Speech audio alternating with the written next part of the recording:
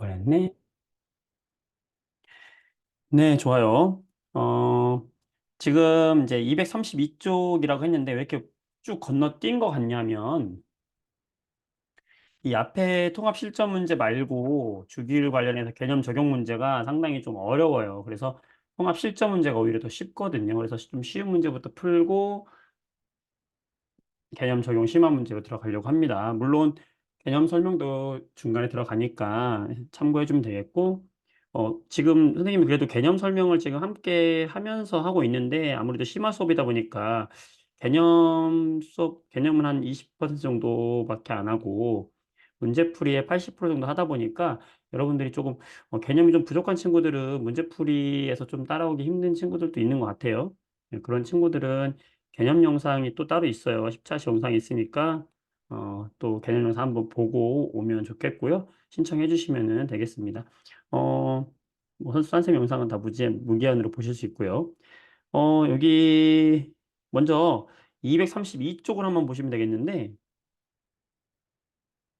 네, 232쪽에 보시면은 우선 주기율표에 대한 이야기가 나와요. 이 문제를 풀면서 우리 주기율표에 대해서 간단하게 이야기해 보도록 할게요. 자, 우선 주기율표라고 하는 건 족과 주기로 구성이 되어 있죠. 그래서 요 세로줄을 우리는 뭐라고 한다? 원소의 가족이다, 족이다라고 이야기하는 거죠. 왜 얘들이 원소의 가족이라고 했죠? 뭐가 같다? 이들의 원자과 전자의 개수가 같다 그랬잖아요. 예, 원자과 전자라는 건 맨 마지막 껍질에 있는 전자 수를 말하는 거죠. 그래서 여기 1족이다 하는 거는 원자과 전자가 하나라는 걸 말하는 것이고 주기를 말하는 건 요 주기 1주기, 2주기를 말하는 건 껍질이 하나다. 껍질이 두 개다. 전자 껍질이. 하나, 둘, 세 개면 3주기. 이렇게 껍질을 말하는 것이다. 그리고 그들이 갖고 있는 원자과 전자가 하나라는 건 얘는 여기에 하나, 얘는 여기에 하나, 얘는 여기에 하나라는 거죠.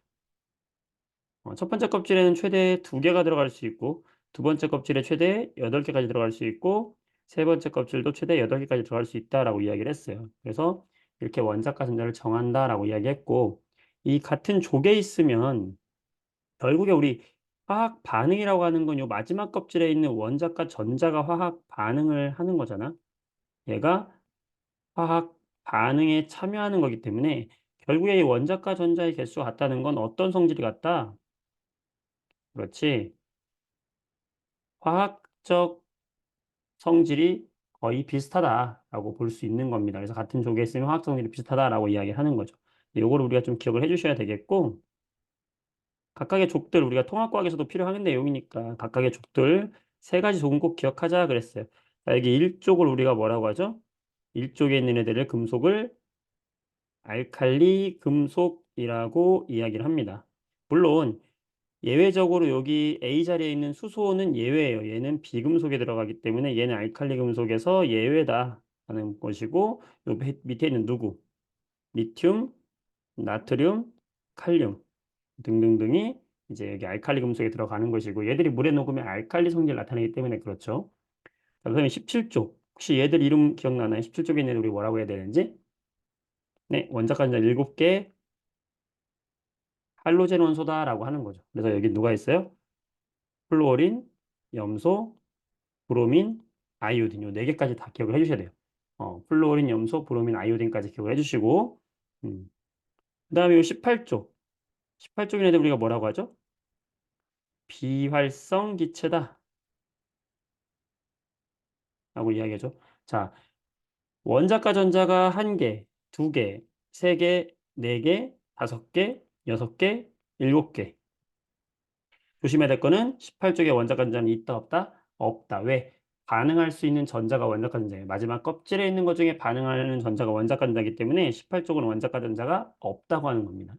네. 비활성 액체는 원자과 전자가 없고요. 비활성 액체는 반응성이 없는 거죠. 누가 있어요? 헬륨, 네온, 아르곤 등이 있죠. 이 정도로 기억을 해주시면 되겠습니다. 자, 그 다음에 금속과 비금속을 우리가 구분을 하는데, 금속과 비금속 구분하는데, 여기 리튬, 베릴륨, 그다음에 붕소, 그다음에 실리콘. 자, 여기 붕소하고 실리콘을 기준으로 해가지고 이 오른쪽에 있는 애들이 비금속이 된다 그렇게 얘기했어요. 그래서 탄소, 질소, 산소, 플루오린, 네온. 그다음에 질소 밑에 인, 황. 여기 오른쪽에 있는 애들이 비금속이다. 물론 수소를 포함해서 다 비금속이다라는 거 기억해 주시면 되겠고.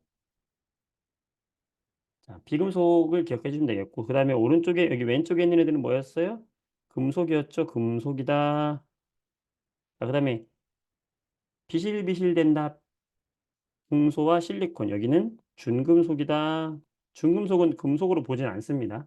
이렇게 보는 것이고. 그 다음에 마지막으로 하나만 더 기억합시다. 상온에서 기체.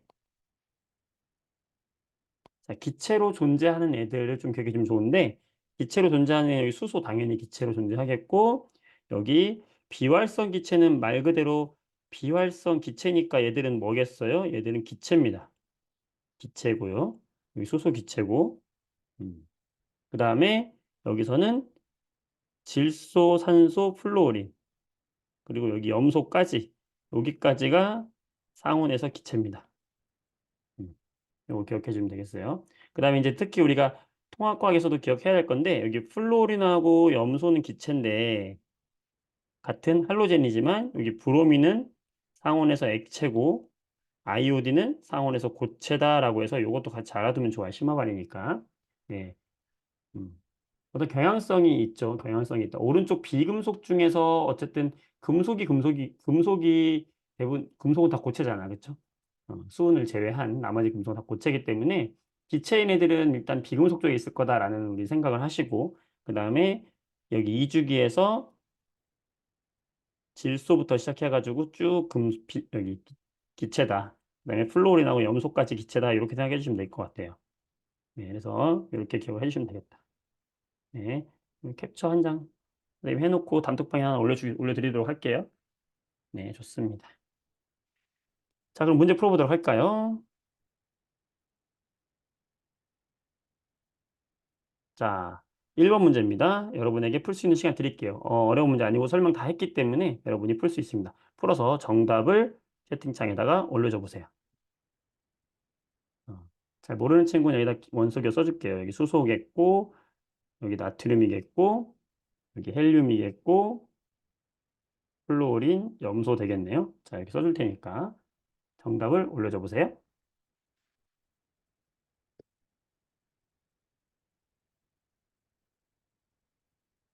아, 질문 들어왔는데, 실리콘의 옛 이름이 규소라고 했는데, 실리콘이 지금 여기에 탄소 밑에 여기 실리콘이 있잖아요.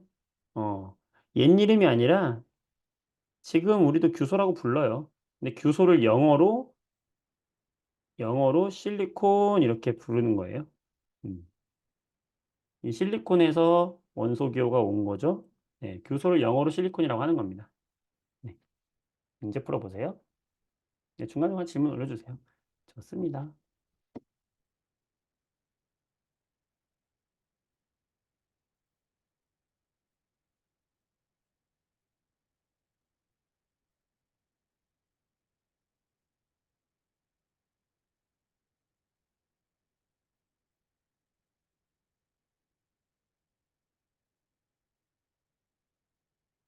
어렵나요? 여러분 같이 한번 해볼까요? 네.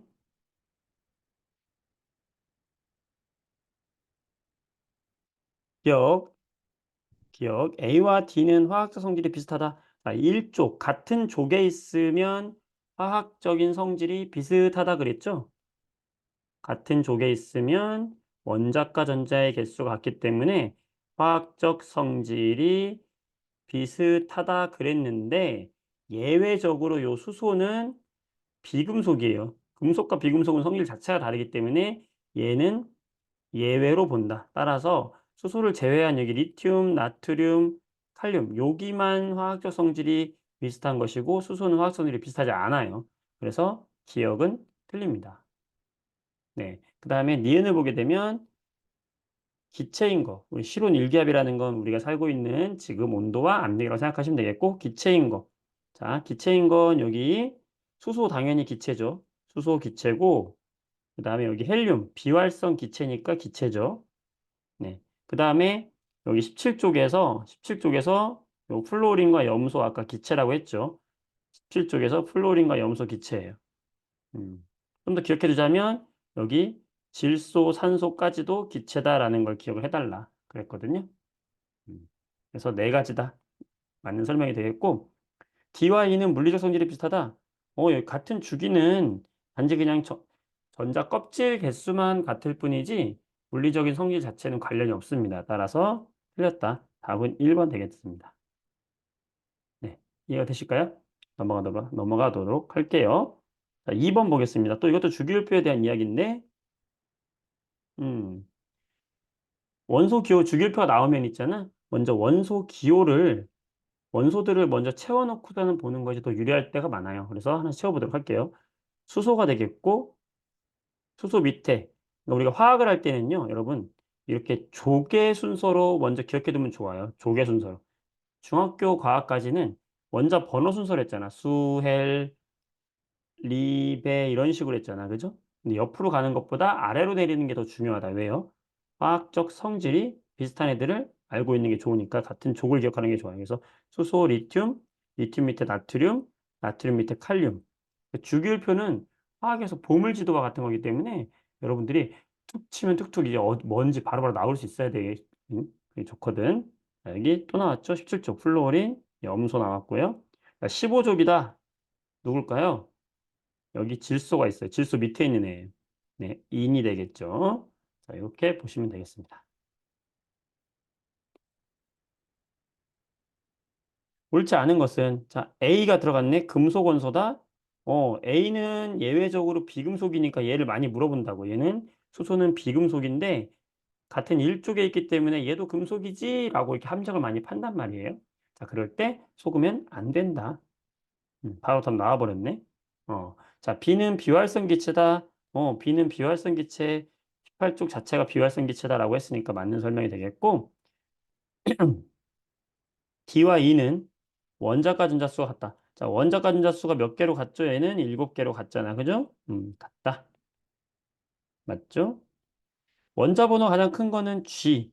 가장 원자 번호 큰 거 맞잖아. 원자 번호 순서대로 쭉 가면 제일 크죠. 지금 A, B, C, D, E, F, G 중에서는 E와 F에 들어있는 껍질수. 자, E와 F는 같은 주기에 있죠. 몇 주기? 3주기. 3주기라는 건 얘의 껍질이 몇 개다? 하나, 둘, 세 개다. 얘의 껍질이 몇 개다? 하나, 둘, 세 개다. 이 뜻입니다. 따라서 맞다. 답은 몇 번? 1번 되겠습니다. 할만하신가요? 할만하죠? 네. 네, 1번, 2번 여러분 지금 풀었는데 1번, 2번 이해된 정도를 좀 퍼센트로 좀 보내주시겠어요? 1번, 2번 이거 저 100% 이해됐어요. 1번, 2번 80% 이해했어요. 보내줘 보세요. 여러분의 지금 성향을 좀 선생님 좀 파악을 하고 3, 4번 나가도록 할게요. 채팅창에다가 몇 퍼센트 정도 이해가 되는지 남겨주기 바랍니다. 1, 2번 문제요.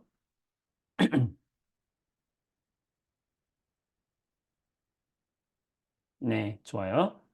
좋습니다. 자, 3번 넘어가도록 하겠습니다. 네, 여기는 지금 이제 원자와 이온의 반지름을 이야기하는 거예요. 원자나 이온의 크기를 비교하는 거다. 자, 이거는 개념 설명 잠깐 하고 넘어가도록 하겠습니다. 네.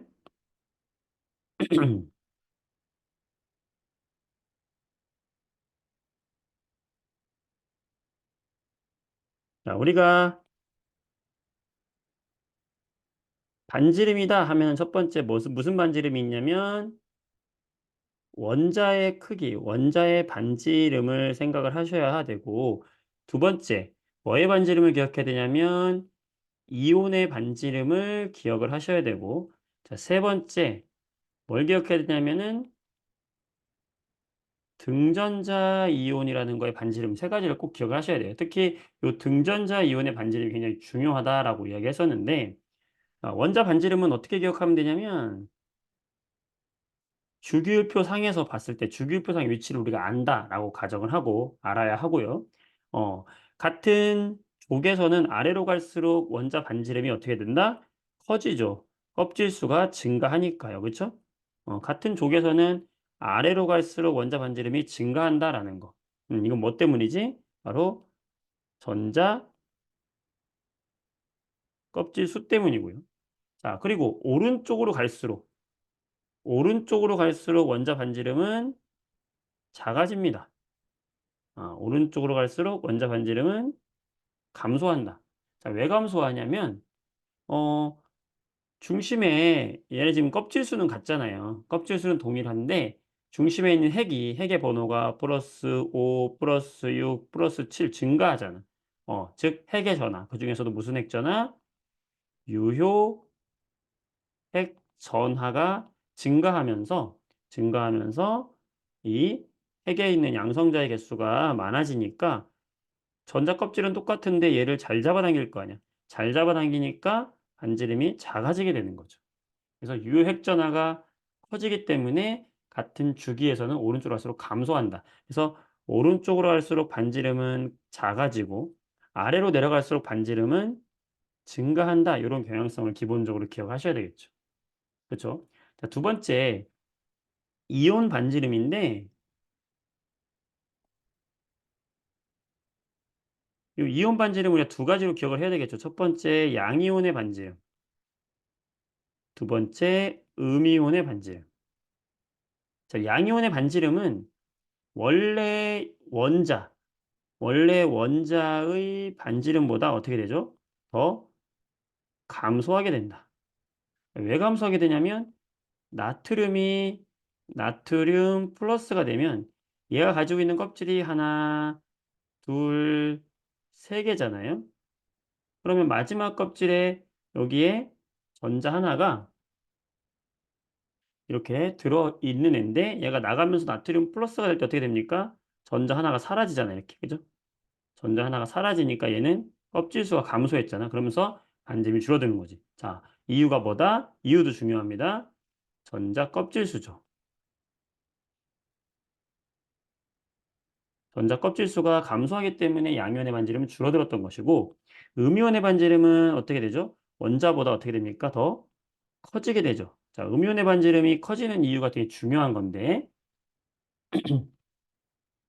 음이온의 반지름이 왜 커지냐? 플루오린을 예를 들게 되면은 플루오린은 첫 번째 껍질, 두 번째 껍질이 있을 때 얘는 9번이거든요. 9번. 9번이면 전자가 하나, 둘. 그다음에 두 번째 껍질에 하나, 둘, 셋, 넷, 다섯, 여섯, 일곱 개잖아. 근데 얘가 플루오린 마이너스가 되면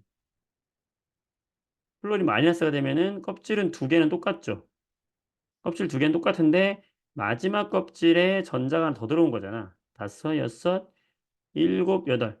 전자수의 증가로 껍질은 똑같은데 야 좁아 죽겠어 밀어내자 옆으로 좀 가봐 하면서 수건 돌리기 할 때 사람이 끼어들면은 원이 더 커지는 것처럼 음이온의 반지름이 커진다라는 거죠.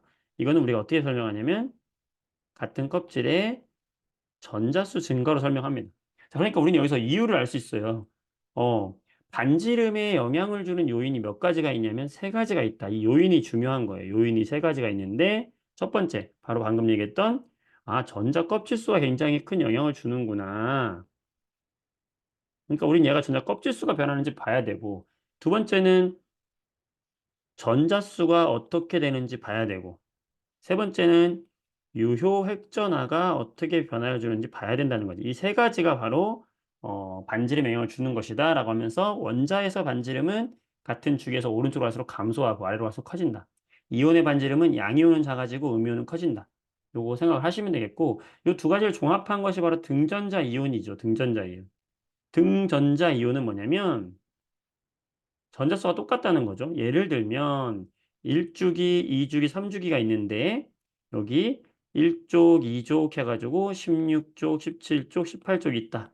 그럼 여기 2주기에 16쪽이 산소가 있고 17쪽이 플루오린, 18쪽이 네온이 있고 여기 나트륨이 있고 마그네슘이 있어요.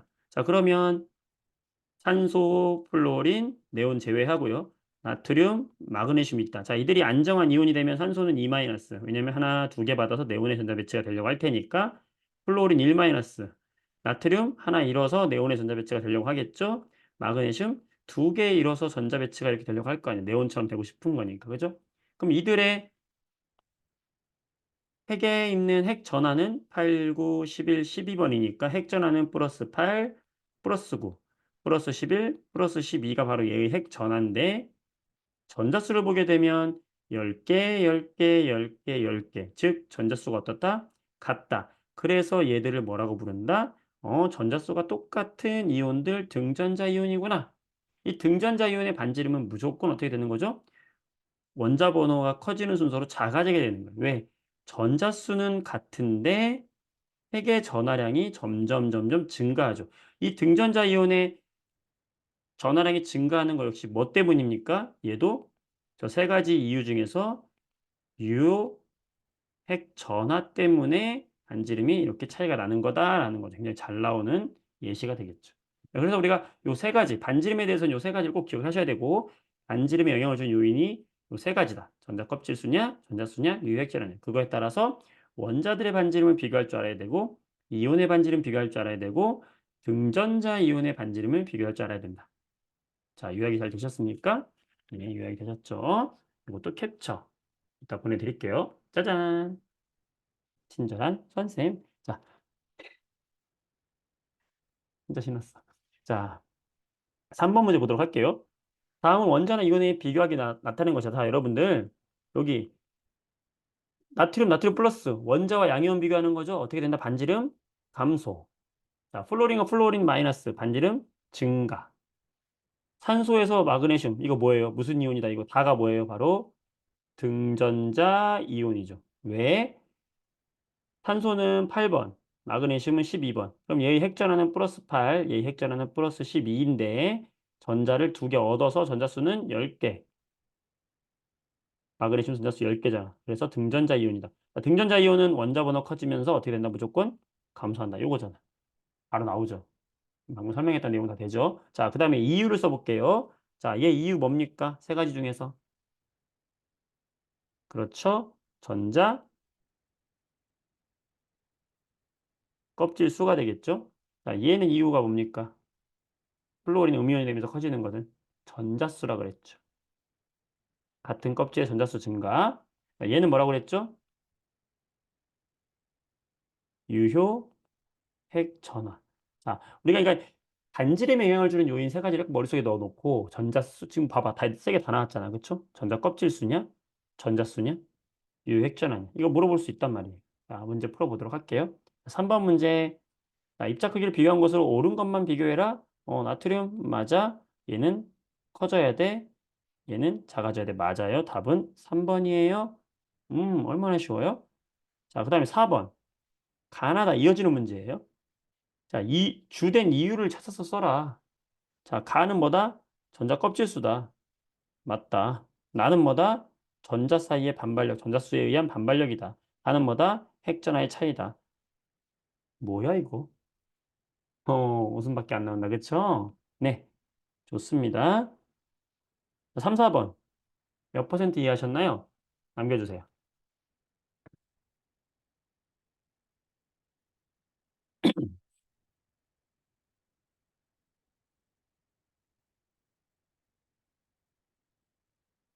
3, 4번 몇 퍼센트 이해하셨나요? 남겨주세요.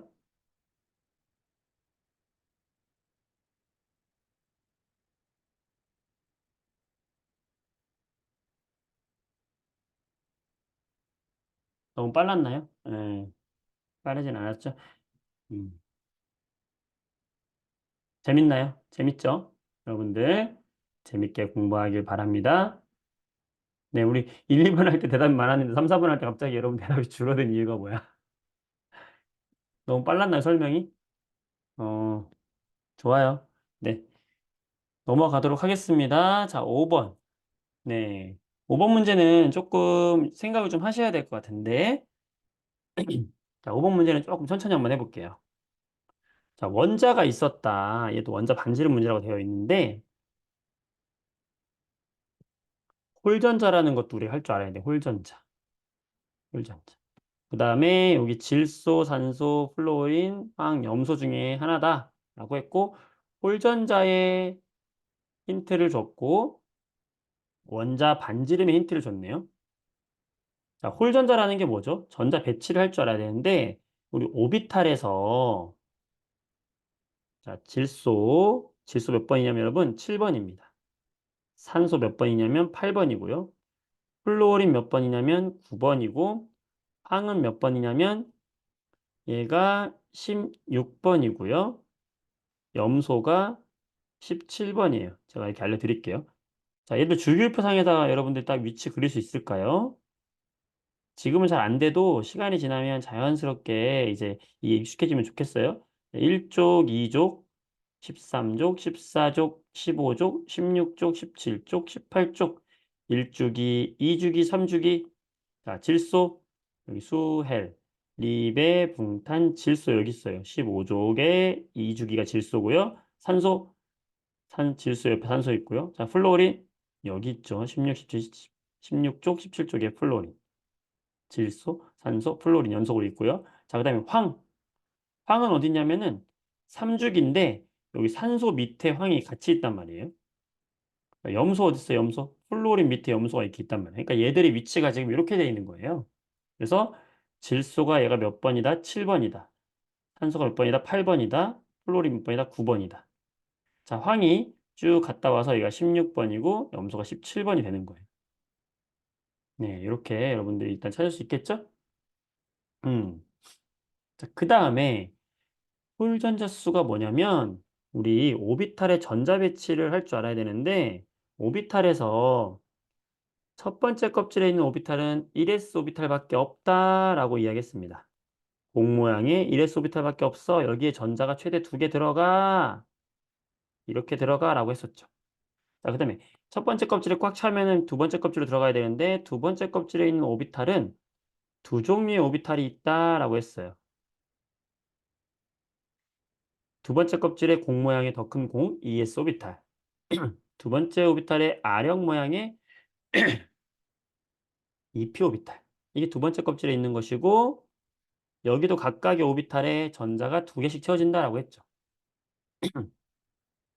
다 찼으면 어디로 넘어가냐? 세 번째 껍질에 있는 애들은 3s 오비탈, 그다음에 3p 오비탈로 채워지는 거예요. 자, 그때 첫 번째 껍질에 전자가 두 개. 그러니까 얘는 몇 주기? 1주기 원소가 되겠고 여기는 두 번째 껍질이니까 몇 주기? 2주기 애들이 여기 들어가겠고 세 번째 껍질이니까 여기 몇 주기? 3주기 애들이 이제 여기 들어가게 되겠죠.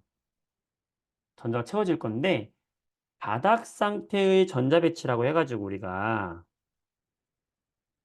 가장 안정한 전자 배치를 쓸 줄 알아야 된다 그랬어요. 어떻게 한다 그랬어? 에너지가 낮은 데부터 채워 들어간다. 1S보다 2S가, 2S보다 2P, 2P보다 3S, 3S보다 3P가 에너지가 높다. 그래서 에너지가 낮은 데부터 채워 들어간다 했죠. 그럼 질소는 7번이니까 원자는 플러스 7의 핵전하를 갖는 질소는 전자 몇 개? 7개. 그럼 7개가 아래부터 채워지는 거죠. 그럼 2개 채웠고 3개, 4개 채웠죠. 그럼 3개 남았잖아. 근데 그 3개가 이 p 오비탈에 채워질 때는 같은 p 오비탈에 채워질 때는 어떻게 채워진다? 이렇게 홀전자로 채워져야 된다 그랬어. 그게 더 바닥 상태다. 훈트의 규칙을 했었는데 그래서 질소의 전자 배치는 바로 이게 되는 거죠. 그때 여기에 있는 오비탈에 있는 이 혼자 있는 전자들 이런 전자들을 우리는 뭐라고 하는 거냐면 바로 얘들을 가리켜서 홀전자라고 했던 거죠. 기억하시죠, 여러분들? 네. 이거를 홀전자라고 했던 겁니다. 음.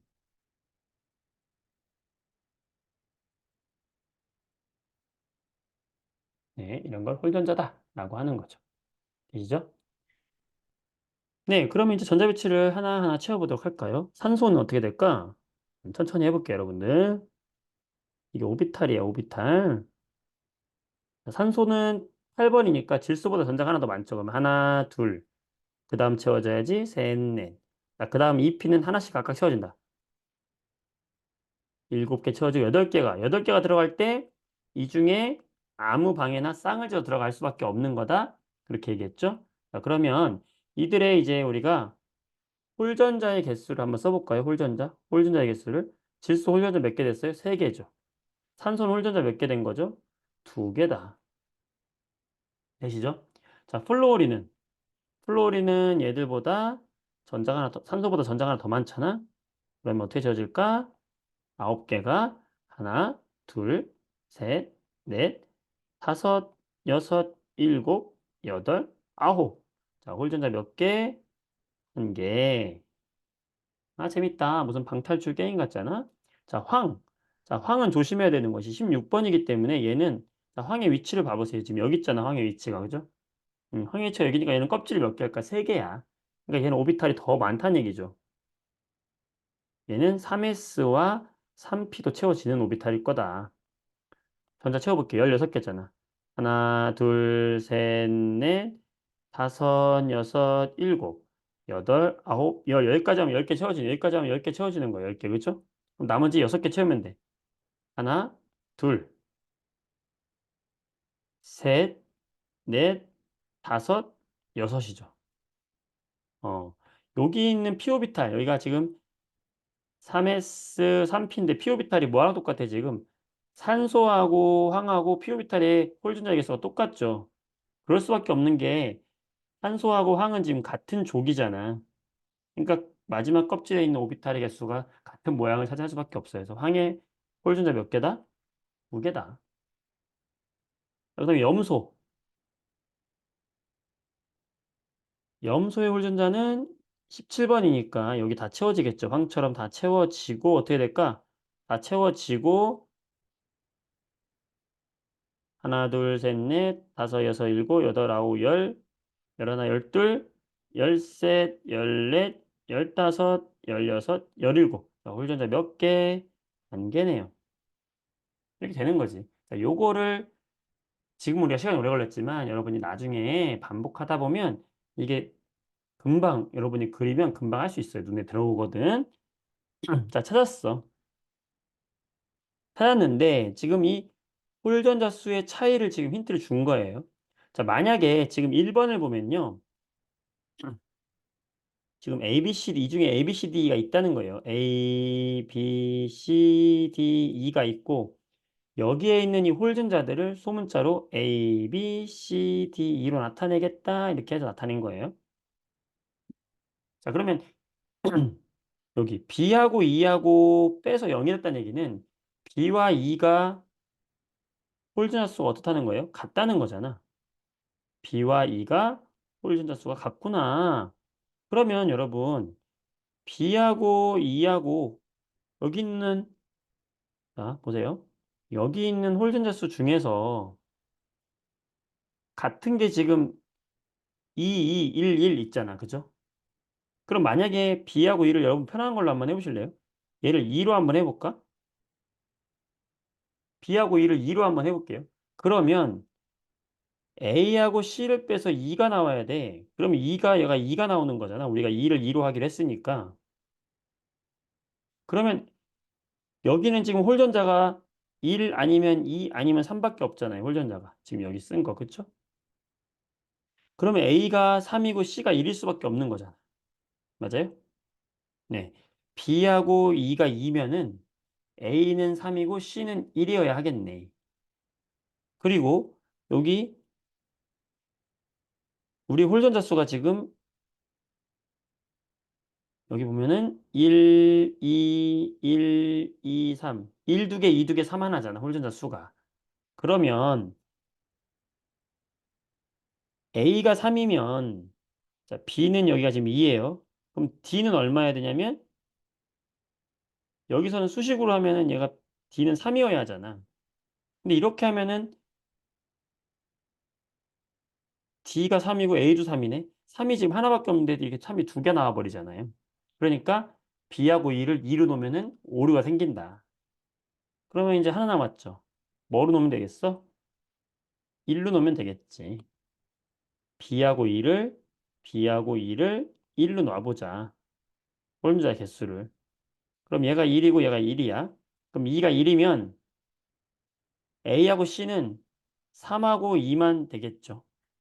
1은 이미 2개가 차지했기 때문에 이제 2, 2개, 3 하나밖에 안 남은 상황에서 3 하나, 2, 2개고 그러면 D가 2일 수밖에 없는 거고 B는 1이라 했으니까 탁 떨어지면서 다 맞게 되는 거지.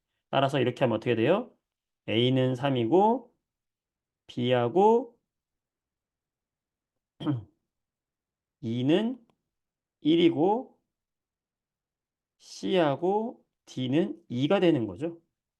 그러면 지금 저기 사진대로 하면은 홀전자가 3개인 A는 누구다? 질소구나. B하고 E는 누구다? 플로린과 염소구나. C하고 D는 누구다? 산소와 황이구나. 라는 걸 알게 됐어요. 자, 그러면 이제 B하고 E 중에 누가 플로린이고 누가 염소냐? C하고 D 중에 누가 산소고 누가 황이냐만 알면 되는데 플로린은 주기율표상에서 껍질 2개. 염소는 더 크죠. 산소가 껍질 2개, 황은 껍질 3개. 주기율표상에서 여기 보세요. 그렇겠지? 따라서 반지름이 염소가 크고 황이 크잖아. 근데 지금 B가 더 크다 했으니까 얘가 누구야? B가 CL이고 E가 플로린. 자, C하고 D는 C가 더 크다 했으니까 C가 누구야? 황이고 D가 산소가 되겠네. 다 찾았다. 그죠? 이렇게 찾는 겁니다. 그러면 다 찾은 거죠. A부터 A, B, C, D 원소 모두 찾은 겁니다. 네, 이렇게 찾으시면은 되는 거예요. 자, 여기까지 찾은 것도 어려운데 어려웠죠. 여기까지 찾은 것도 어려운데 지금 보기를 또 보면은 네, 보기 한번 보도록 할게요. 설명할 게 굉장히 많은 문제네요. A 더하기 B 더하기 C는 4다. 지금 우리가 A는 3이라고 했고 여기서 보면요. B는 1이라고 했고 C는 2가 나왔으니까 얘는 6이 되겠죠. 틀렸다. 자, 니은. 갑자기 튀어나온 제1 이온화 에너지. 와우. 여기서 우린 또 이온화 에너지를 설명해야 됩니다. 이온화 에너지.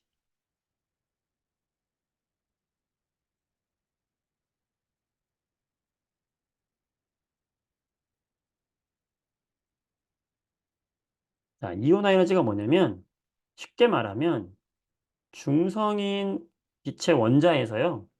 여기서 전자를 하나 떼어낼 때, 떼어내면 얘가 양이온이 되겠지. 전자를 하나 떼어낼 때, 이때 필요한 에너지가 있을 거 아니야. 얘를 잡아 뺄 때 필요한 에너지. 그 에너지를 우리는 이온화 에너지다라고 하는 거죠. 그러니까 떼어내기 힘들수록 이온화 에너지는 언제 커지겠어요? 전자를 떼어내기 힘들수록 이온화 에너지는 커진다는 거죠. 그렇겠지. 전자도 나와. 그런데 얘는 안 돼요. 데려가지 마세요 하는데 더 강하게 못 데려가려고 하면은 더 많은 힘이 필요할 거 아니에요. 그게 바로 뭐다? 이온화 에너지다. 그때 그러면 1차 이온 에너지라는 건 뭐냐? 첫 번째 중성인 원자에서 처음 전자를 하나 뺄 때 필요한 에너지가 1차 이온 에너지고 여기서 만약에 마그네슘을 예를 들어 볼게요. 자, 마그네슘은 우리가 12번이거든. 그럼 마그네슘은 원자 핵의 전하량이 플러스 12고 얘는 플러스 12가 되겠죠? 그러면서 첫 번째 껍질, 두 번째 껍질, 세 번째 껍질이 얘는 있는 애가 마그네슘이란 말이야. 얘는 지금 첫 번째 껍질에 2개, 두 번째 껍질에 8개, 마지막 세 번째 껍질에 전자가 2개가 있잖아요. 그럼 여기서 얘가 전자 하나를 떼낸다. 이 전자 하나 떼낸다. 이때 필요한 에너지는 우리가 1차 이온화 에너지라고 하는 거예요. 그럼 얘를 떼내면 어떻게 될까요? 마그네슘이 1 플러스가 되는 거지. 자, 이 상태에서 요 전자 하나를 또 떼낼 수 있잖아. 그러면 그게 2차 이온화 에너지야. 그럼 2차 이온화 에너지 떼고 나면 마그네슘은 2 플러스 되는 거고. 자, 여기서 하나 더 떼는 거야. 3차 이온화 에너지. 그럼 얘는 3 플러스 되겠죠. 음. 그런데 마그네슘 같은 경우에 1차 이온 에너지 떼고 나면은 그 마지막 껍질에 전자가 몇 개 남은 거야? 하나 남은 거잖아. 그럼 얘를 또 떼려고 딱 뗐어. 떼고 나면은 마그네슘은 껍질이 이제 두 개밖에 안 남으면서 이 껍질이 몇 개가 남으면 두 번째 껍질 전자 몇 개 남아요? 8개가 있겠지. 그럼 이제 세 번째 3차 이온화이저 될 때는 얘를 떼내야 되는데 껍질이 사라졌기 때문에 두 번째 껍질은 굉장히 마그네슘 핵에 가까이 근접해 있을 거라고 이 근접해 있는 전자를 떼내기가 굉장히 힘들겠죠. 그래서 마그네슘 같은 애들은 얘의 원자과 전자가 몇 개죠? 그렇지. 두 개잖아. 그럼 걔를 첫 번째 떼어낼 때 1차 이온 에너지, 두 번째 떼낼 때 2차 이온 에너지, 세 번째 거 뗄 때 3차 이온 에너지, 네 번째 거 뗄 때 4차 이온 에너지, 다섯 번째 걸 때는 5차 이온 에너지라고 할 때 순차적 이온화 에너지라고 하는 이 1차, 2차, 3차, 4차라고 하는 이 이온화 에너지는 하나 떼낼 때마다 핵에 가까워지기 때문에 전자 떼내기가 어려워집니다. 점점 차수가 증가할수록 이온 에너지는 증가하죠. 증가하는데 두 개 떼내고 나면은 갑자기 더 힘들어지는 거지. 즉 얘는 3차 이온화 에너지에서 갑자기 크게 증가하는 거지. 그러니까 3차 이온화 에너지에서 갑자기 증가한다는 것은 얘의 원자과 전자가 몇 개다? 1차, 2차까지는 좀 괜찮았는데 3차 뜰 때 갑자기 점프를 확 했다. 5배 이상 뛰었다 그러면 아 얘의 원자과 전자는 몇 개다? 두 개라는 걸 알려주는 거야. 원자과 전자가 두 개면 3차에서 확 뛴다.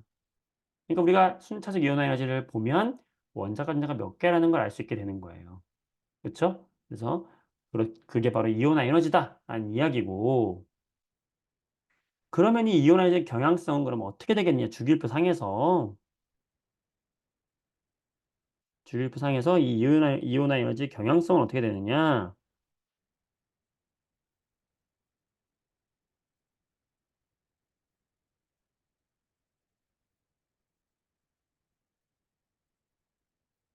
주기율표에서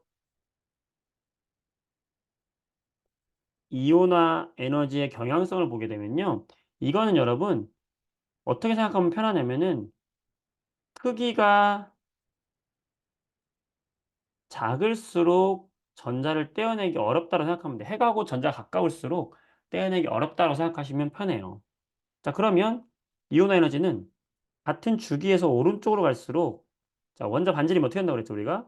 오른쪽으로 갈수록 반지름의 크기는 어떻게 된다? 작아진다 그랬잖아. 핵전하가 커지면서. 그렇죠? 그러니까 오른쪽으로 갈수록 이온 에너지 어떻게 될까? 증가하겠죠. 떼어내기 힘들어지는 거야. 어. 그다음에 위로 갈수록 자, 아래로 가면은 껍질 수가 커지니까 반지름이 커지잖아요. 즉 작아지는 쪽으로 가면은 이온 에너지가 커지는 거지. 그러니까 오른쪽 위로 갈수록 이온화 에너지는 가장 커지는 거예요. 이온화 에너지가. 그럼 누구야? 이온화 에너지가 가장 큰 게 바로 그래서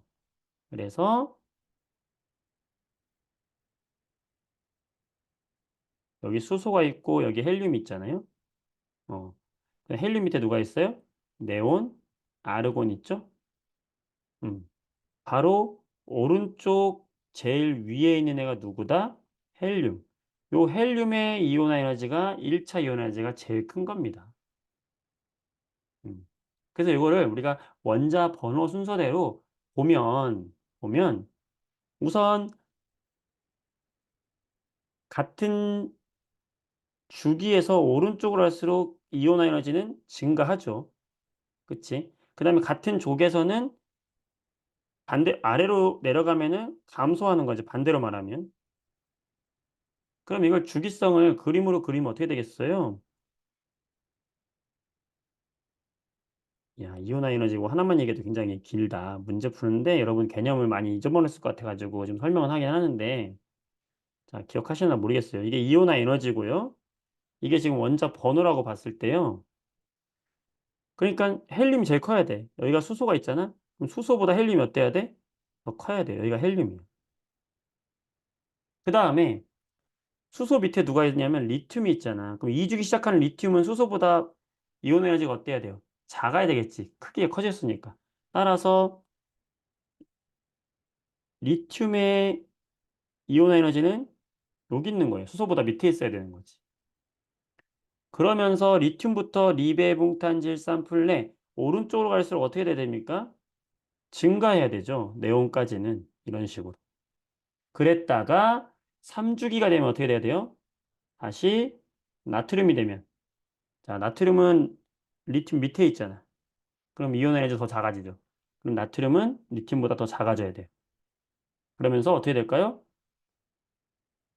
같은 주기. 라마, 알규인, 황염화, 아르곤까지는 어떻게 돼야 돼? 증가해야 되지. 하지만 헬륨보다 네온이 작아지고 네온보다 아르곤은 좀 작아져야 되지. 이온 에너지는. 왜?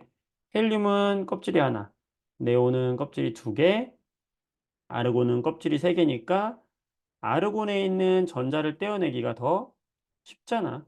네온에 있는 것보다 헬륨에 있는 것보다.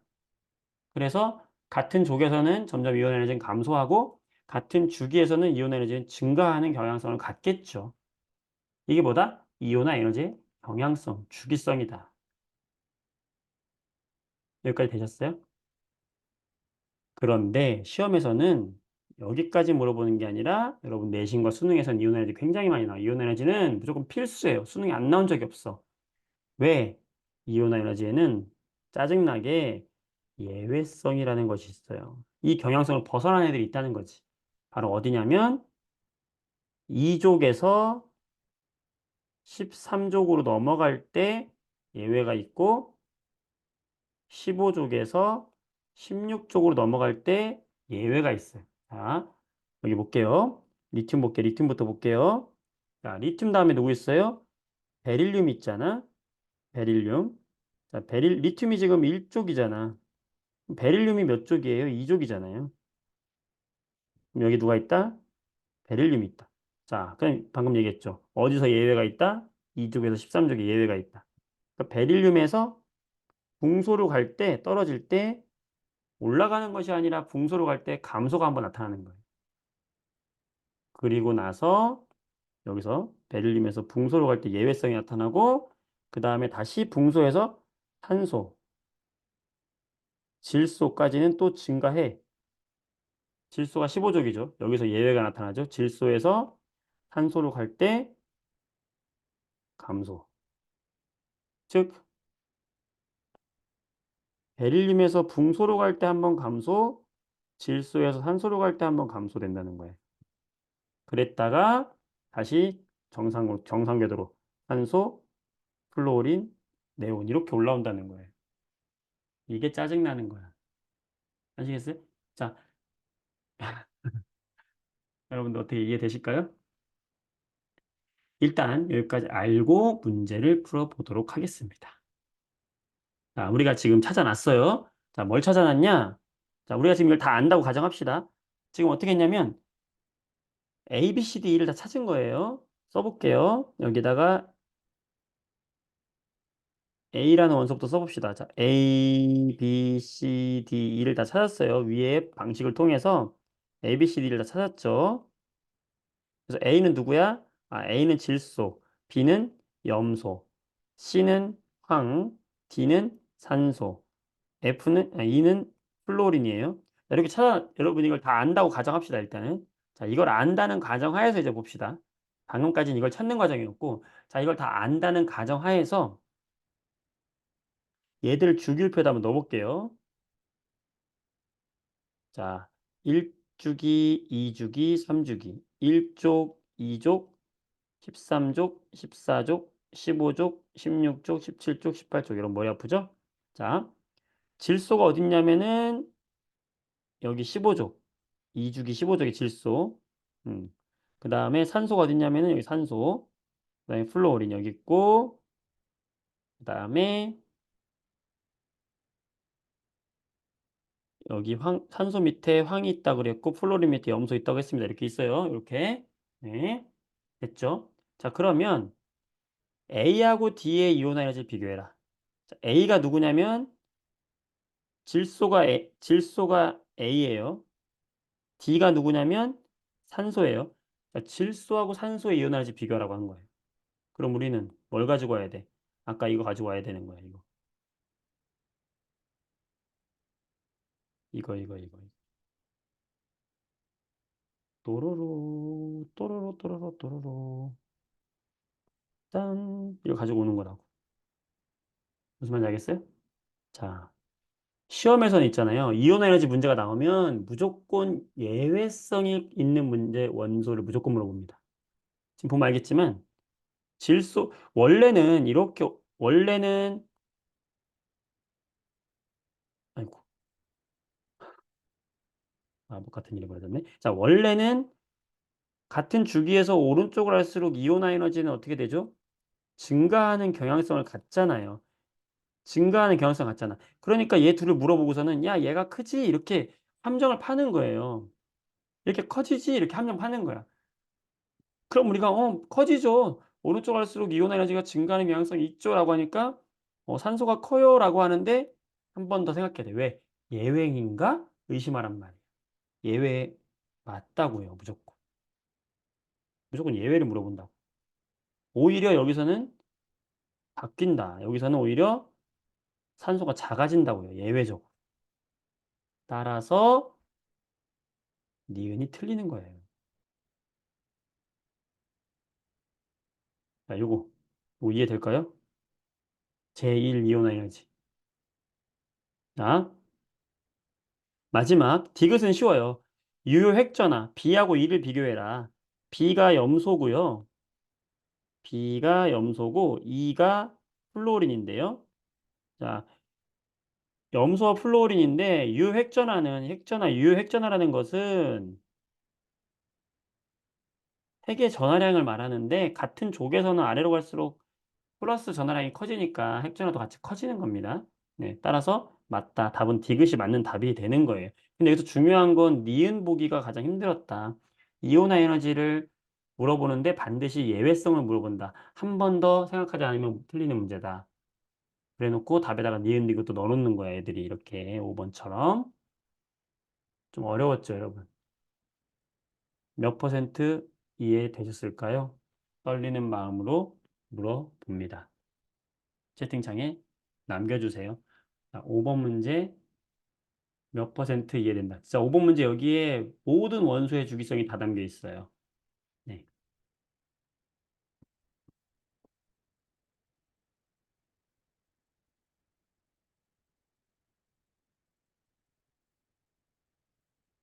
이온화 에너지의 음, 그래요. 유효핵전화라는 거는 핵의 전하량인데, 네. 그래요. 여러분들이 어쨌든 혼자서 다시 볼 때 풀 수 있을 정도만 되면 됩니다. 어쨌든 우리 복습을 계속 반복해야 하면 되는 거니까요. 유효핵전화, 그 다음에 이온화 에너지, 여기 파트를 잘 여러분들이 이해해 주기 바랍니다. 네, 좋아요. 잘하고 있습니다. 음, 좋습니다. 넘어가 보도록 할게요. 그러면 자, 여기 6번을 볼게요. 6번 문제입니다. 순차 이온화 에너지가 나왔네요. 순차 이온화 에너지. 자, 2, 3주기라고 했고요.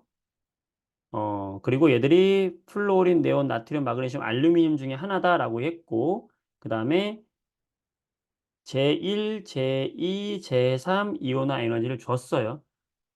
주고 찾으라고 한 거예요. 지금 이 빨간색이 얘가 제1차 이온화 에너지거든. 그렇죠? 얘가 제1 이온화 에너지, E1이라고 할게요. 1차 이온화 에너지거든. 근데 사실 1차 이온화 에너지만 보면 다 비교할 수 있어요. 지금 원소 기호들 줬잖아, 이렇게. 줬으니까 쉽게 할 수 있어요. 어떻게? 다시 한번 해볼까요? 여러분.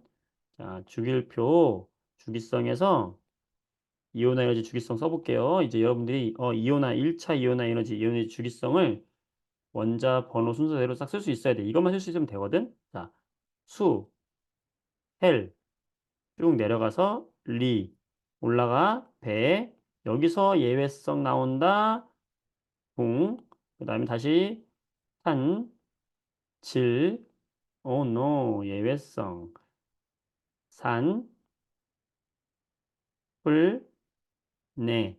나트륨 어떻게 되는 다시 또 나트륨 쭉쭉 감소. 나트륨 나, 마. 자, 그 다음에 얘도 마찬가지예요. 얘도 2에서 13쪽 갈 때 감소돼요. 알루미늄 갈 때 감소하고요. 알. 자, 그다음에 똑같이 규소, 인, 그다음에 여기서 또 예외성, 황. 똑같아요. 쟤랑 똑같은 거야. 염소, 아르곤. 자, 이것만 그릴 수 있으면 되는 거예요, 여러분들. 예외성만 그릴 수 있으면 된다. 자, 근데 지금 여기 나온 원소들 비교해 보자. 누가 나왔습니까? 여기 지금 보면 플로린, 네온. 아, 동그라미 쳐봐. 동그라미 쳐보면 돼요. 자, 플로린 어디 있어요? 여기 있네. 플로린, 그다음 네온, 나트륨, 마그네슘, 알루미늄이잖아. 자, 그럼 여러분들이 봐봐요. 1등이 누구예요? 네온. 2등 누구야? 플로린. 3등이 누구야? 마그네슘. 4등이 누구야? 알루미늄. 5등이 누구야? 나트륨. 그럼 그대로 하면 되잖아. 1차 이온에는 지금 순서 나왔잖아, 지금 여기. 그죠? 빨간색. 이거 보고 하면 돼. 자, 1등이 누구야? 1등이? 너 네온이구나. 오메, 쉽다. 자, 2등이 누구야? 너 플로린이구나. 아이, 쉬워라. 3등이 누구야? 너 마그네슘이구나. 너 하나로 다 찾을 수 있어. 4등이 누구야? 알루미늄이구나. 자, 5등이 누구야? 나트륨이구나. 실제로 맞아요. 여러분들. 예, 실제로 맞다. 이렇게 푸세요. 실제로 맞다. 이제 보시면 되겠습니다. 네, 됐습니다. 다 찾았어요. 그럼 기억. CDE의 주기를 합하면 자, 얘를 또 주기 또 알아야 돼. 마그네슘 주기 써볼게. 주기. 나트륨하고 마그네슘이 3주기잖아요. 3주기. 알루미늄 3주기, 3주기. 자, 플로린, 네온만 몇 주기? 2주기, 2주기. 그죠? 그럼 CDE 주기를 합치면은 7이다. 오, 맞네. 자, 원자가 느끼는 유효핵전환. 자, 여러분 유효핵전환 좀 조심할 것이 뭐냐면 유효핵전환은 같은 주기에서 오른쪽으로 갈수록 이때는 증가해요. 근데 그 이온화 에너지가 다르게 같은 족에서 아래로 갈수록 증가해요. 이게 유효 핵전화의 차이점입니다. 이온 에너지는 아까 위로 갈 때 증가했잖아. 유효 핵전화는 아래로 갈 때 증가하는 거예요. 자, 그러면 C가 누구냐면은 마그네슘이고 B가 누구냐면은 알루미늄이잖아. 얘는 지금 같은 주기에 있잖아요. 그럼 여기 마그네슘이 있고 여기 알루미늄이 있는 거 아니야? 오른쪽 갈수록 증가하니까 알루미늄이 더 커야 되니까 틀렸다. B는 2족이다. 알루미늄은 13족이죠. 틀렸다. 답은 1번이 되는 거예요. 자, 이렇게 우리가 요것만 그릴 줄 알면 요 문제 푸는데 큰 문제 없어요. 이 문제 해결하는 데는 사실은 2차, 3차까지 안 봐도 알 수 있다. 어. 근데 이제 이 그래프를 준 이유는 있겠죠. 한 가지 설명을 해주면 이걸 왜 줬냐면은 눈치챈 사람도 있겠지만 마그네슘 같은 경우에는 원자가 몇 개예요, 얘는? 2개잖아, 마그네슘은. 그럼 얘는 1차, 2차까지는 수월하게 떼다가 3차에서 급등했죠. 나트륨은 1차는 수월하게 떼는데 2차에서 급등했죠. 원자 간자가 하나니까. 그러니까 그거를 지금 이걸 보고 찾아라 라는 건데 뭐 그렇게 안 해도 풀 수 있는 문제다. 네, 됐습니다. 되셨죠? 네, 7번, 8번 뭐 나머지 여러분들이 뭐 푸시면 될 것 같은데 음, 7번도 한번 볼까요? 자, 보통 이제 요런 게 나오거든요. 요런 게 2의 n분의 2의 n 플러스 1이다. 이건 뭐냐면 예를 들어서 1차 이온 에너지다 그러면 1차 이온 에너지분의 2차 이온 에너지. 이걸 굉장히 많이 물어봐요, 문제에서. 자, 그러면 이게 언제 가장 큰 녀석이 될 것이냐면 분수니까 분자는 작고 분모는 커질 때 최대값이 되겠죠. 그러니까 이 값이 가장 큰 녀석은 얘가 최대인 원소는 누구냐면 자 보세요. 하나 뗄 때는 작게 들었는데 두 번째 거 뗄 때 갑자기 확 뜬다? 이게 제일 크다? 이 얘기는 몇 쪽이라는 거냐면 요 핵이 있으면 원자과 전자가 이게 하나 있는 이런 애란 말이죠. 하나 뗄 땐 쉬웠는데 두 번째 거 뗄 때는 껍질이 확 줄어드니까 떼기 어렵다. 즉 이원분의 이투가 최대인 원소는 몇 쪽이다? 일족 원소가 되는 거죠. 이렇게 찾는 거예요. 만약에 E2분의 E3가 최대인 원소는 누가 되겠어? 얘는 2족이 되겠지. 왜냐? 두 번째 거 뗄 때는 그냥 뗄만 했는데 세 번째 거 뗄 때 확 증가하니까. 그러니까 요렇게 찾는 거예요. 음. 그렇게 찾으면은 지금 3주기에 있는 금속 원소 A, B, C라고 했어요. 그럼 3주기는 누가 있나요? 3주기는 1주기, 2주기, 3주기에 금속은 3개가 있죠? 누가 있냐? 차례대로 나트륨, 마그네슘, 알루미늄이란 말이야. 그쵸? 그러면 나트륨은 얘는 뭐가 가장 크겠어요? E1분의 E2가 가장 크겠죠. 음. 그러면 여기 n이 1이다 요 값은 요 값이 지금 뭐겠어요? n이 1이라는 건 E1분의 E2일 거 아니야. 그럼 따라서 이게 제일 큰 A가 누가 되는 거예요? 얘가 나트륨이 되는 것이고. 여기는 E2분의 E3니까 이게 크다? 누구야 얘가? 아, 여러분. 얘 뭐예요? 선생님. 마그네슘이요. 그지? 자, 그 다음에 여기. 얘는요. E3분의 E4니까 원자과 전자가 3개인 녀석. 선생님, 알루미늄이요. 느낌 오죠, 여러분?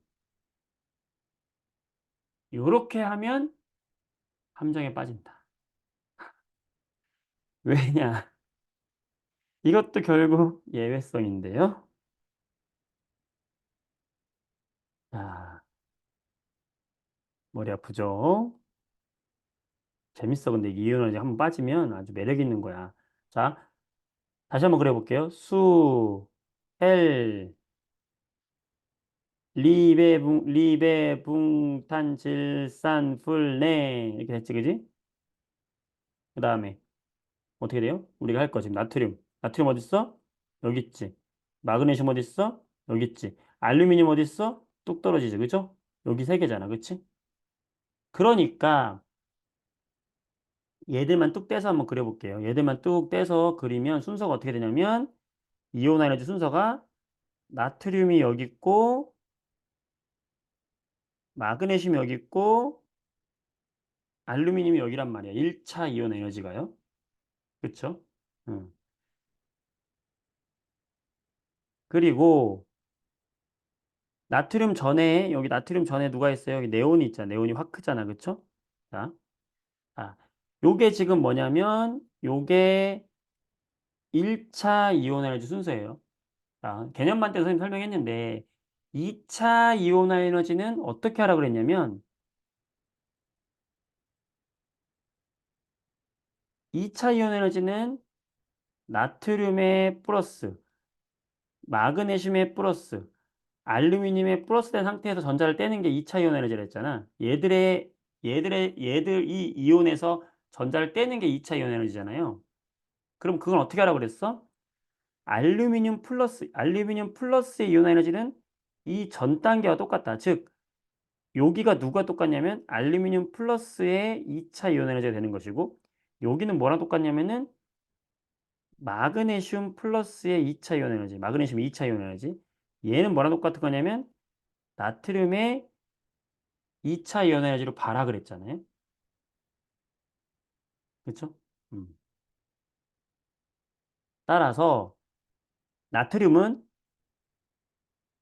1차 이온 에너지는 여기인데 2차 이온 에너지는 여기가 되는 거니까 확 큰 게 나트륨은 맞아요. 그런데 2차분의 3차가 상대적으로 큰 거는 1차가 작은 알루미늄이 돼야 된다는 거예요. 얘가 아니라 예외성 때문에 알루미늄이지. 왜? 알루미늄은 이것분의 이거잖아. 작은 것분의 큰 거잖아. 근데 마그네슘은 뭐예요? 1차는 이건데 2차는 요게 되니까 큰 것분의 작은 게 되는 거야.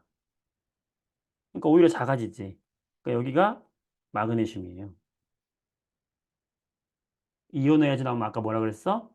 항상 예외성을 의심해라 그랬지? 이것도 예외성이라니. 예외성이죠.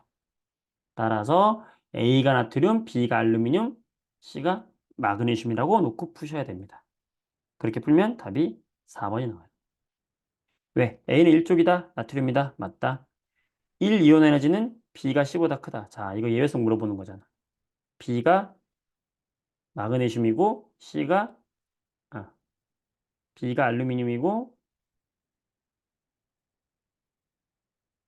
B가 알루미늄이고 C가 마그네슘인데 뭐야? B가 알루미늄? 그치. 알루미늄이 예외성으로 작아졌잖아. 그죠? 따라 틀렸다.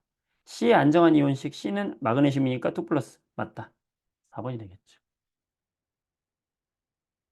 쉽지 않다. 그죠? 하지만 이제 이온 에너지는 이런 식으로 우리가 정리가 된다라고 보시면 되겠어요. 보시면 되겠고, 음, 잠깐 쉬어가는 의미로 조금 쉬운 문제 한번 풀어볼게요. 자, 여러분 이건 쉬울 거다. 236쪽에 11번 문제. 자, 요거 한번 여러분들 풀 시간 한번 줘볼게요. 풀어보시겠어요? 이온 에너지 경향성. 자, 힌트 주자면 아까 이온 에너지는 어떻게 된다? 얘가 1주기, 2주기, 3주기일 때 이온 에너지는 여기로 갈수록 오른쪽 위로 갈수록 이온 에너지는 커진다라는 힌트를 가지고 대체로 이렇게 증가한다 그랬죠? 음. 원자과 전자수 나와 있죠. 원자과 전자수 한 개다, 7개다. 자, 이건 뭐예요? 한 개면은 몇 쪽이다? 1쪽이다. 7개면은 17쪽이다.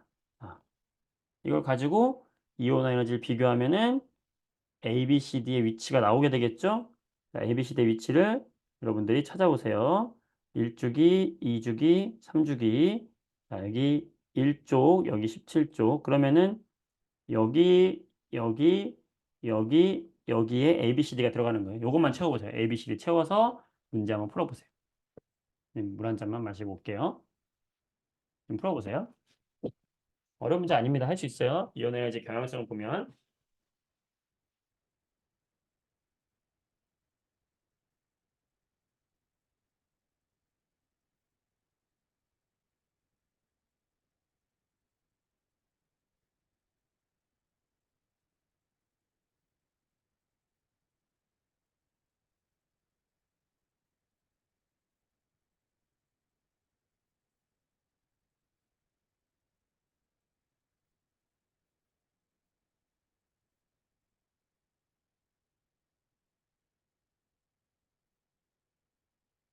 A, B, C, D 위치만 찾으면 할 수 있는 문제죠.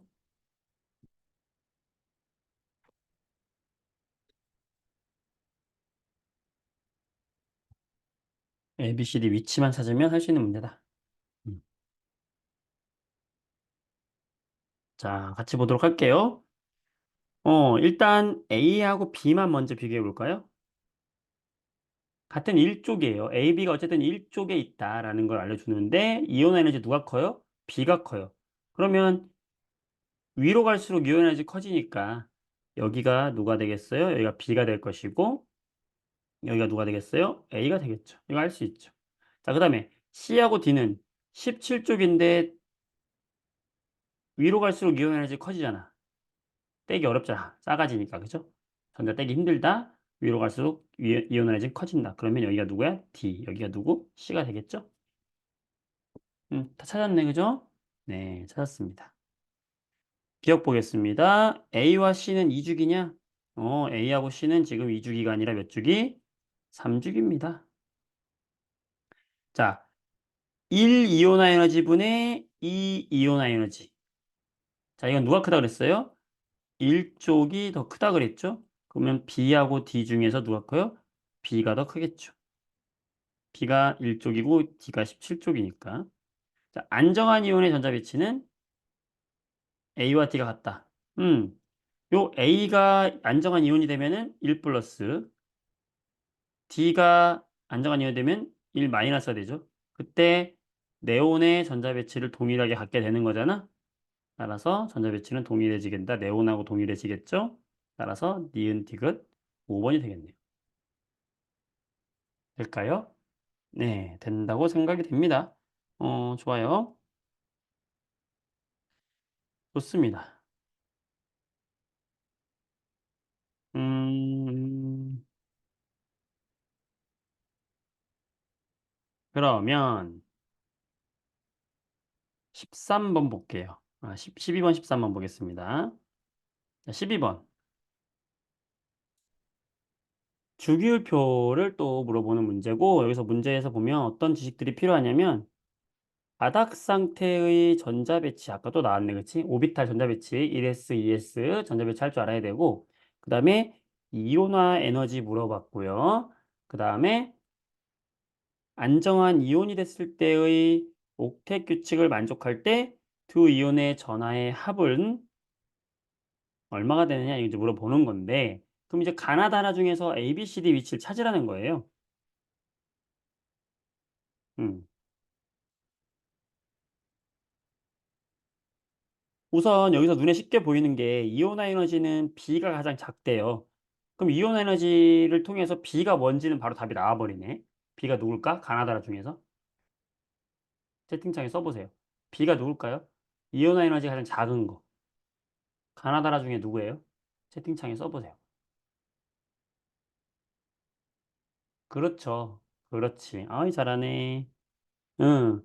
이온 에너지가 오른쪽 위로 갈수록 커지니까 이온 에너지가 작은 것은 여기 라가 되겠죠. 따라서 라가 너가 B구나 라는 거는 우리가 찾을 수 있다. 그 다음에 방탈출 문제 하는 거야. 지금 방탈출 하려고 지금 하는 거야. 이걸 풀어야 집에 갈 수 있어. 자, 어, 바닥 상태의 전자 배치의 전자 껍질 수는 A가 크다. 전자 껍질 수는 A가 크다. 그 얘기는 껍질 수는 결국에 주기를 말하는 거잖아요. 그럼 A하고 D는 껍질 수의 차이가 무조건 나려면 이제는 가나다 3개밖에 안 남은 거잖아. 그죠? 그러면 껍질 수가 A가 커지려면은 무조건 A는 3주기여야만 하겠네요. D는 가하고 나중에 하나인 거죠. 그쵸? 됐다. 자, 이제 마지막 힌트 이용하면 되겠네. A와 C의 안정한 이온이 옥텟 규칙을 만족할 때 두 이온의 전화의 합은 0이다. 이 얘기는 뭐야?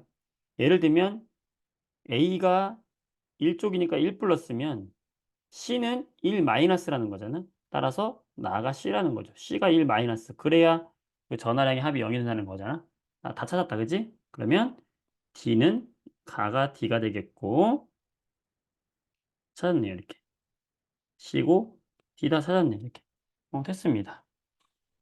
이렇게 하시면 되겠어요. 이 문제는 쉽게 할 수 있다. 자, 보기 볼게요. 기억. 가는 D다. 맞다. 니은. 이온의 반지름.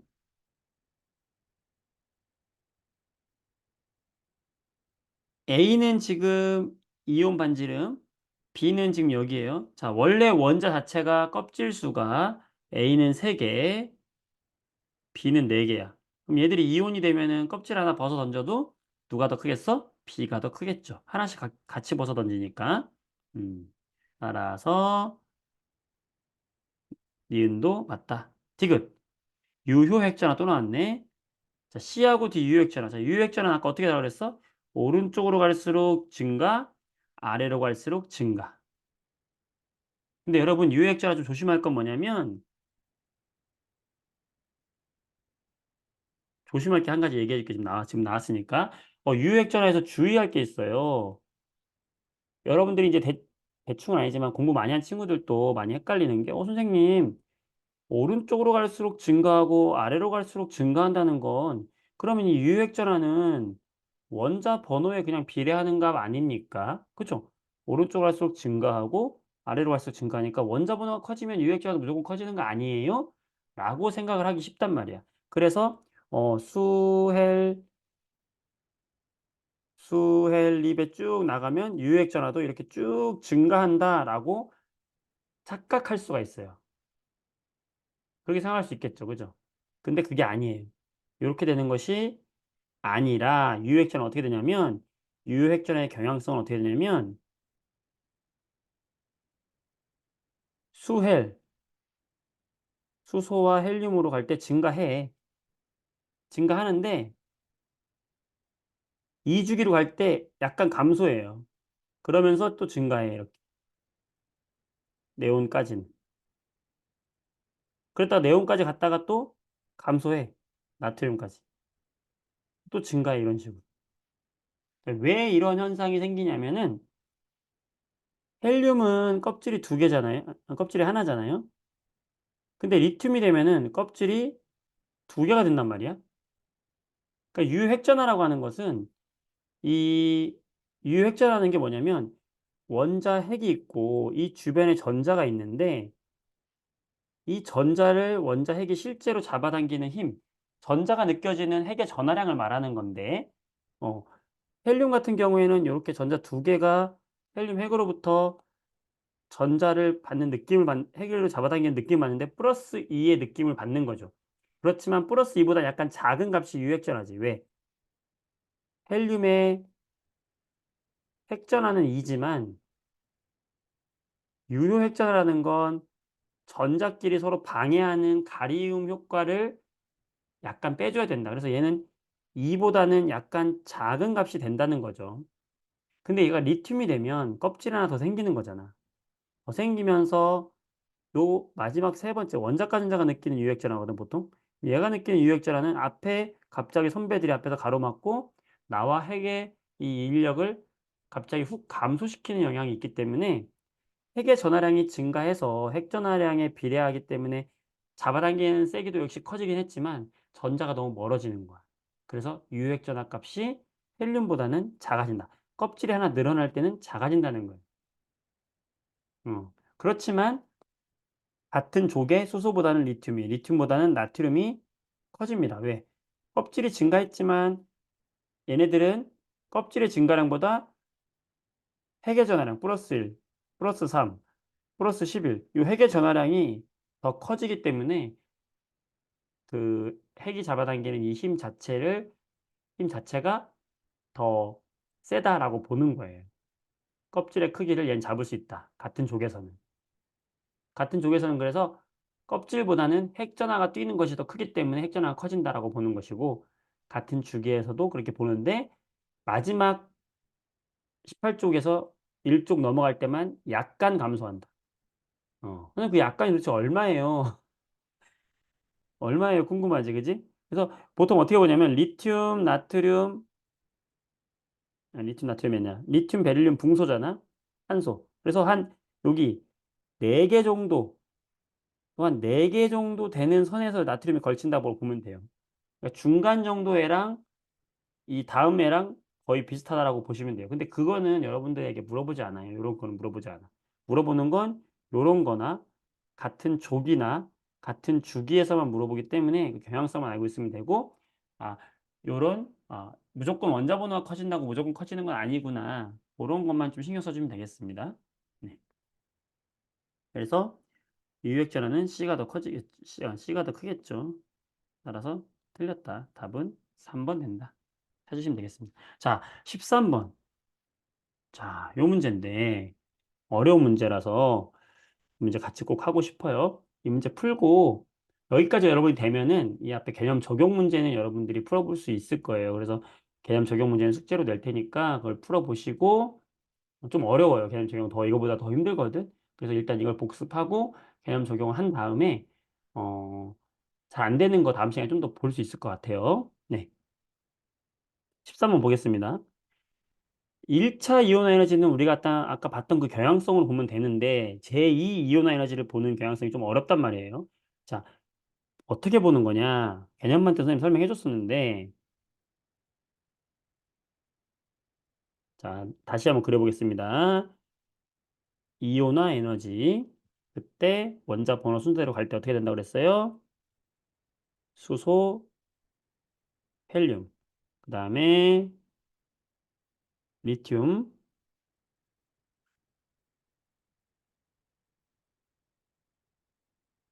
베릴륨, 붕소, 감소했죠. 예외성, 탄소, 질소, 여기서 예외성, 산소, 플루오린. 자, 여기서 또 감소, 네온까지.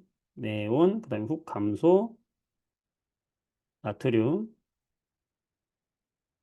마그네슘, 예외성, 알루미늄, 규소, 인, 예외성, 황, 염소, 아르곤. 여기까지만 알면 돼요. 2, 3주기까지는. 자, 알면 되고요. 이게 지금 몇 차 이온 에너지다? 얘가 바로 몇 차 이온 에너지다? 얘가 제1 이온 에너지. 제1 또는 제1차 이온 에너지.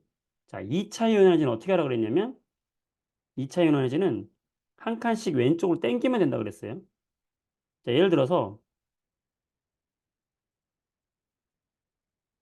여기 알루미늄부터 해볼게요. 알루미늄부터. 알루미늄의 2차 이온 에너지는 여러분이 뭘로 보시면 되냐면 여기로 보라고요. 마그네슘 자리가 알루미늄의 2차 이온 에너지를 보라고요. 나트륨의 자리가 마그네슘의 2차 이온 에너지로 보라고. 자, 이미 하나 이온이 된 상태죠. 얘에서 이온 에너지는 한 칸씩 옆으로 당겨진다라고 보면 되는 거야.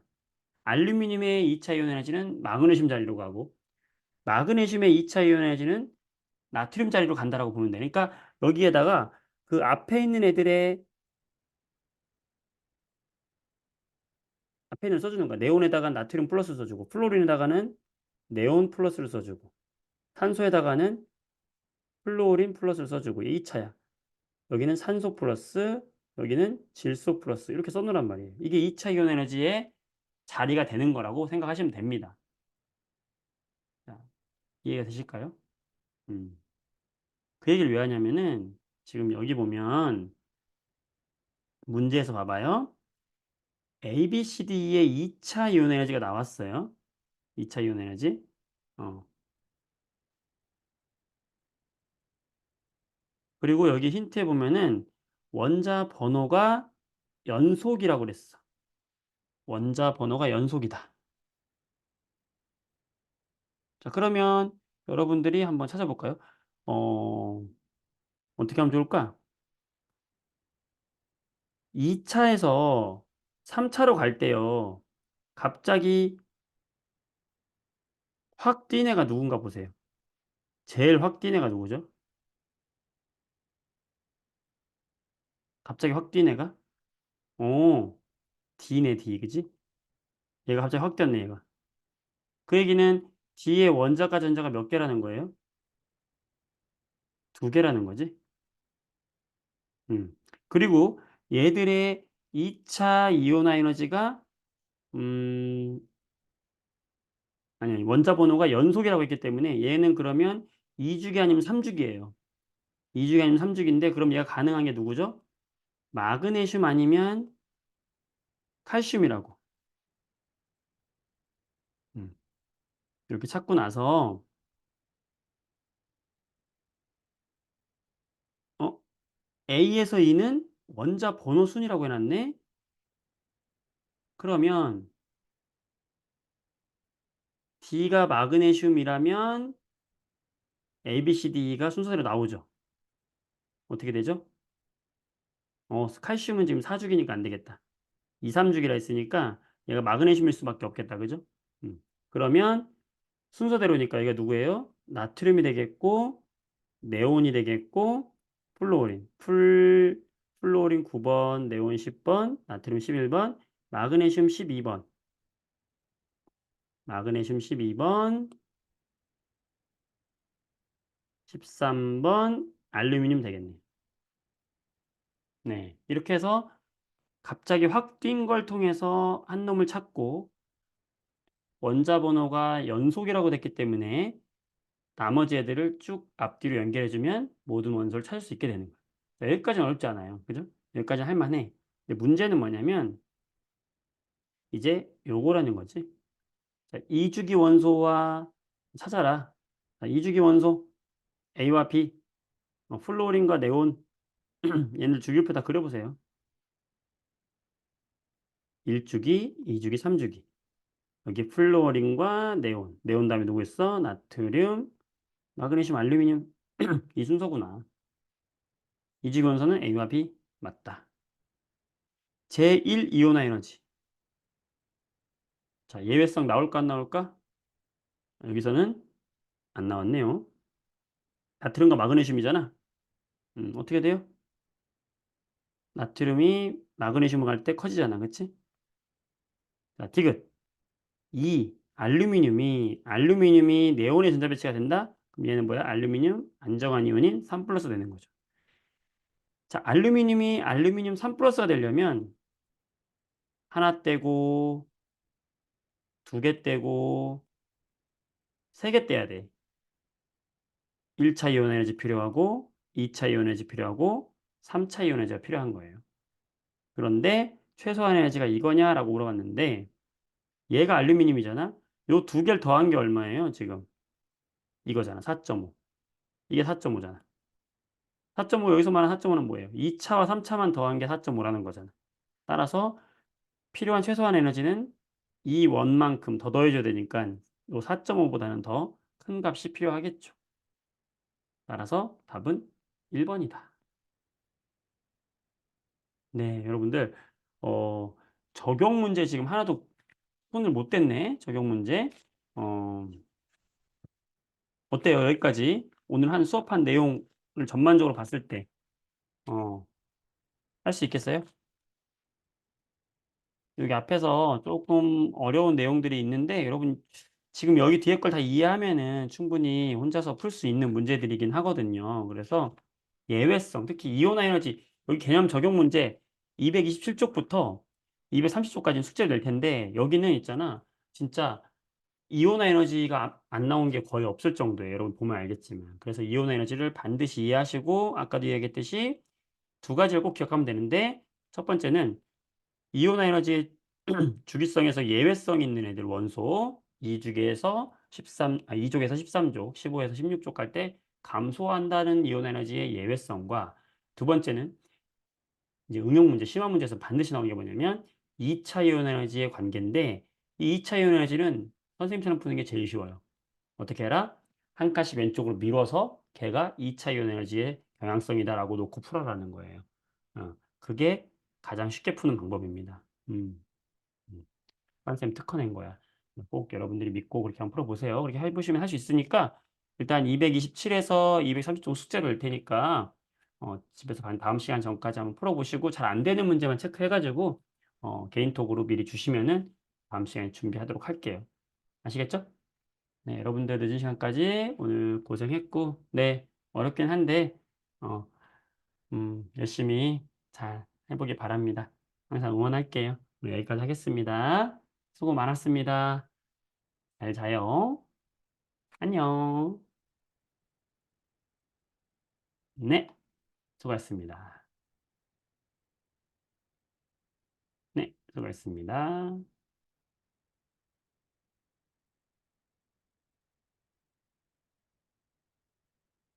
네, 고맙습니다.